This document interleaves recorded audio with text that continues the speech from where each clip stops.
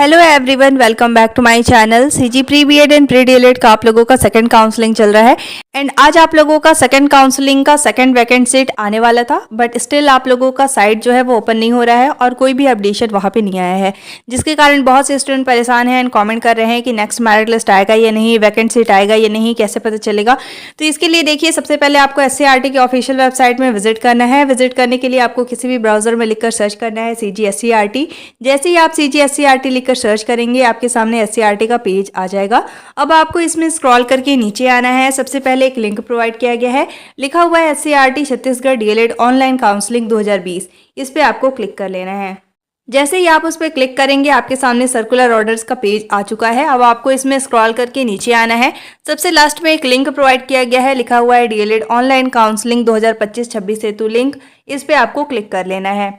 इसके बाद देखिए, आप लोगों का इस तरीके से this site will be available soon show हो रहा है। ये आप लोगों का तभी शो होता है जब कोई भी SCERT की तरफ से आप लोगों का अपडेशंस होने वाले होते हैं, ठीक है। तो आप लोगों का भी साइट जो है वो बिजी है एंड साथ ही आप लोगों का जैसे वैकेंट सीट आने वाला है तो वैकेंट सीट आप लोगों का अपडेशन हो रहा होगा या फिर कोई भी अलग से आप लोगों का नोटिफिकेशन आने वाला होता है। तो इस तरीके से आप लोगों को देखने को मिलता है, ठीक है। तो अभी आप सभी को वेट कर लेना है। एंड अगर हम बात करें कि क्या आप लोगों का अलग अलग कॉलेज में वैकेंट सीट बचा है या नहीं, तो देखिए इसका आप लोगों का SCERT की तरफ से ही अपडेशन होगा।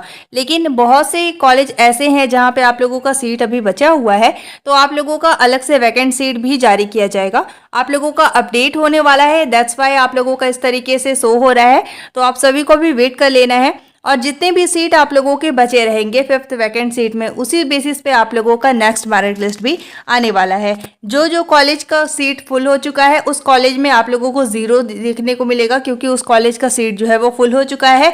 अब डिपेंड करता है आप किस तरीके के कॉलेज को सिलेक्ट किए हैं। देखिए, आप लोगों का वैकेंट सीट जारी होगा तो सबसे पहले आपको ये चेक करना है। जैसे देखिए, बहुत से कॉलेज में 2-3 इस तरीके से सीट आप लोगों को देखने को मिलेंगे। तो आप लोगों ने अगर उस कॉलेज को सिलेक्ट किया है तो आपको ये भी चेक करना है कि अगर 2 सीट बचा है तो आपकी कैटेगरी के लिए कितने सीट बचे हुए हैं। और इसके बाद ही आपको पता चल पाएगा कि आप लोगों को जो आप लोगों का 6th मेरिट लिस्ट आने वाला है उसमें आपको शामिल किया जाएगा या फिर नहीं किया जाएगा, ठीक है। और ये भी डिपेंड करता है आपने किस तरीके के कॉलेज को सिलेक्ट किया है। अगर आपने ऐसे कॉलेज को सिलेक्ट किया है जहाँ का कट ऑफ बहुत ज़्यादा हाई गया हुआ है और आपका नंबर बहुत कम है, तो ऐसे में आपके चांसेस कम हो जाते हैं कि आप लोगों को नेक्स्ट मेरिट लिस्ट में शामिल किया जाएगा। अब देखिए, बात कर लेते हैं ऐसे स्टूडेंट जिनको फर्स्ट काउंसलिंग या सेकंड काउंसलिंग में 2 बार कॉलेज अलॉट हो चुका है और आपको काउंसलिंग से बाहर कर दिया गया है। तो आपके पास क्या ऑप्शन है? तो देखिए, सेकंड काउंसलिंग कंप्लीट हो जाने के बाद भी वैकेंट सीट रहेगा तो आप लोगों का थर्ड काउंसलिंग या फिर ओपन काउंसलिंग होगा। थर्ड काउंसलिंग किस तरीके से होते हैं, कितने मेरिट्स आते हैं, साथ ही आप लोगों को अलग से टाइमिंग दिया जाता है या नहीं काउंसलिंग के लिए। जैसे 2024 की अगर हम बात करें तो उसमें आपको अलग से टाइमिंग नहीं दिया गया था।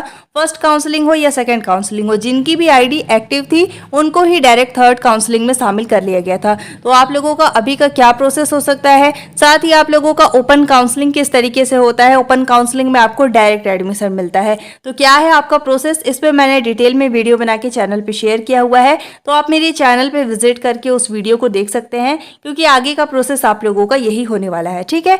साथ ही देखिए, डिस्क्रिप्शन में भी मैं इसका लिंक प्रोवाइड कर दूंगी, तो उस पर क्लिक करके उस वीडियो को आप देख सकते हैं। जिन भी स्टूडेंट को काउंसलिंग से बाहर किया गया है आप सभी को।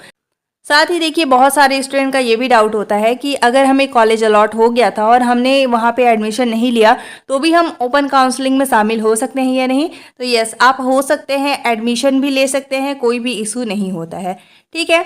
इसके साथ ही देखिए, आप लोगों का नेक्स्ट मेरिट लिस्ट कब तक आने वाला है, तो आपको इसमें बैक कर लेना है और यहाँ पे देखिए आप लोगों का डीएलएड पाठ्यक्रम 2025 हेतु ऑनलाइन आवंटन कार्यक्रम का विस्तृत विवरण लिखा है। इस पे आपको क्लिक करना है। इसके बाद देखिए, आप लोगों का शेड्यूल जो है 2025 का ये ओपन हो चुका है। इसमें आपको स्क्रॉल करके नीचे आना है। आप लोगों को 28 तक टाइमिंग दिया गया था। जिन भी स्टूडेंट को 5th मेरिट लिस्ट में कॉलेज अलॉट हुआ था आपको एडमिशन लेना था, ठीक है। बहुत सारे स्टूडेंट को सेकंड टाइम कॉलेज अलॉट हुआ था। सेकंड टाइम आप लोगों को रिजेक्ट करने का ऑप्शन प्रोवाइड नहीं किया जाता है और अगर आपने उस कॉलेज में एडमिशन नहीं लिया तो आप लोगों को थर्ड मेरिट लिस्ट में शामिल नहीं किया जाएगा। थर्ड मेरिट लिस्ट में बहुत ही कम स्टूडेंट को शामिल किया जाएगा। ऐसे स्टूडेंट जिनको एक बार भी कॉलेज अलॉट नहीं हुआ है उन स्टूडेंट को शामिल किया जाएगा। साथ ही अगर आपको फर्स्ट काउंसलिंग के किसी भी मेरिट या सेकेंड काउंसलिंग की किसी भी मेरिट में केवल एक बार ही अगर कॉलेज अलॉट हुआ था और आपने कॉलेज को रिजेक्ट कर दिया है तो आप लोगों को थर्ड मेरिट लिस्ट में शामिल किया जाएगा। ठीक है, यही आप लोगों का प्रोसेस होने वाला है।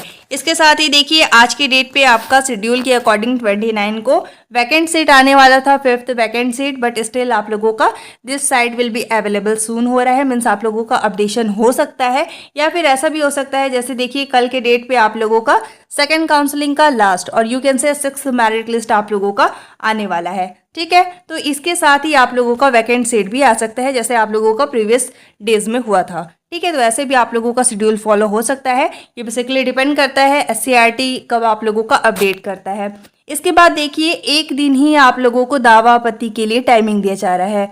दावा आपत्ति क्या होता है इसको मैंने कई बार आपको बताया हुआ है। तो देखिए यहाँ पे आप लोगों को एक ईमेल प्रोवाइड किया गया है, ये है CGSCERT का ईमेल। इस पे आप लोगों को सारे डिटेल को फिल करके दावा आपत्ति करना होता है। दावा आपत्ति के कुछ कंडीशन होते हैं, सभी को दावा आपत्ति नहीं करना होता है। जैसे मान लीजिए आपका नंबर 60 है और किसी 59 वाले स्टूडेंट को कॉलेज अलॉट कर दिया गया है, तो आपको सबसे पहले मेरिट लिस्ट चेक करना है। उसमें आपको कॉलेज अलॉट नहीं किया गया जबकि आपका अच्छा नंबर है और आपसे कम नंबर वाले स्टूडेंट को कॉलेज अलॉट कर दिया गया है, तो ऐसे में आपको क्या करना होता है, SCERT की ऑफिशियल वेबसाइट में आप विजिट करेंगे, इस लिंक को आपको कॉपी करना होता है। इसके बाद आपको इस पर मेल करना होता है। मेल करने के बाद आप लोगों का वहाँ पे रीचेक होगा और इसके बाद आप लोगों का जब फाइनल लिस्ट आएगा, जैसे 31 को आप लोगों का 6th मेरिट लिस्ट का फाइनल लिस्ट आने वाला है, तो उस दिन आप लोगों को शामिल कर लिया जाएगा।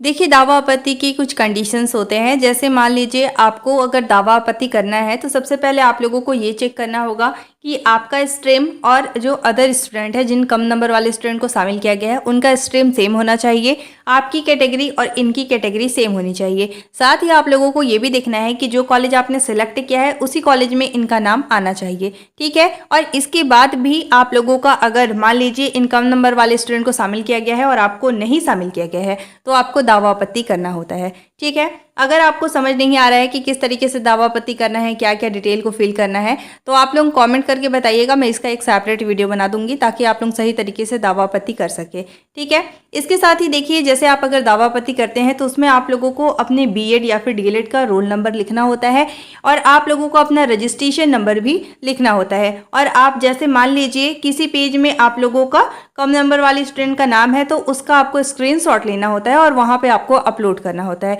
ये सारे डिटेल आप लोगों को वहाँ पे मैंडेटरी होता है और साथ ही आप लोगों को मेरिट लिस्ट के इस पेज को वहाँ पे अपलोड करना होता है। इसके बिना आप लोगों का वहाँ पे दावा आपत्ति स्वीकार नहीं होता है। ठीक है, तो इस तरीके से आप लोगों का प्रोसेस होने वाला है और इसके बाद नेक्स्ट डे ही आप लोगों का सेकंड काउंसलिंग का लास्ट फाइनल मेरिट लिस्ट 31 तारीख को जारी किया जाएगा।